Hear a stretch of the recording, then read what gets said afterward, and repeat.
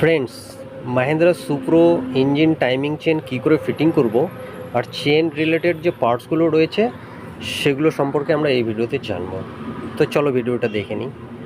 প্রথমেই যে চেনটা আমরা নিয়েছি হাতে, ছোট চেনটা আর সঙ্গে যে বিয়ারিং, এই বিয়ারিংটাকে বলা হয় ক্যামশ্যাফট স্প্রোকেট। চেনটাকে আমরা বলবো টাইমিং চেন সেকেন্ডারি।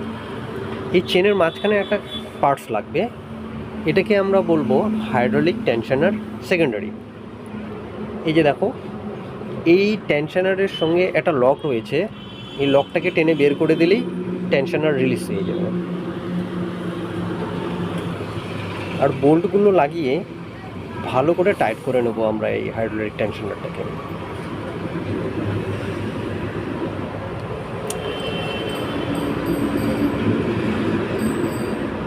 ফ্রেন্ডস, যে এখন বোল্টগুলো লাগানো হচ্ছে এগুলোকে শোল্ডার বোল্ট বলা হয়। এই বোল্ট 4টি থাকে।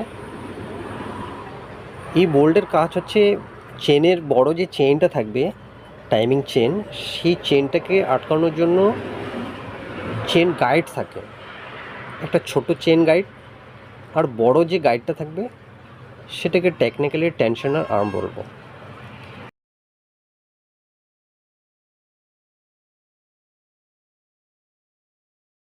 যে গাইডটা এখন লাগানো হচ্ছে এটাকে টেনশনার আর্ম বলে, আর ছোট আরেকটা লাগানো হবে, সেই ছোটটার নাম হচ্ছে চেন গাইড।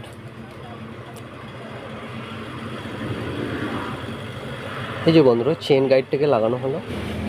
এখন আমরা হাইড্রোলিক টেনশনারটাকে ফিটিং করে নেব। এটা ফিটিং করার আগে টেনশনারের একটা লক রয়েছে, সেই লকটাকে লাগিয়ে নিলে পরে সুবিধা হয়। এই যে হাইড্রোলিক টেনশনার ফিটিং হচ্ছে, হাইড্রোলিক টেনশনারটাকে লাগিয়ে নিয়ে বোল্টগুলো ভালো করে টাইট করে নেব। তো বন্ধুরা, এটা ওভারঅল ইঞ্জিনের একটা কাজ হচ্ছিল, তো ফুল ভিডিওটা আমি পরে দিয়ে দেবো ইঞ্জিনের। এই লকটাকে টেনে বের করে দিলেই হাইড্রোলিক টেনশনারটা রিলিজ হয়ে গেল। আর টেনশনার আর্মটাকে লক করার জন্য শোল্ডার বোল্টের টপে ই টাইপ সার্ক্লিপ লাগিয়ে নেব। এরপরে বন্ধুরা ভালো করে চেক করে নেব সব বোল্ট ঠিকঠাক আছে কি না, টাইট। তো ভিডিও ভালো লাগলে অবশ্যই লাইক করবে, আর চ্যানেলে নতুন হলে চ্যানেলটাকে সাবস্ক্রাইব করে দিবে।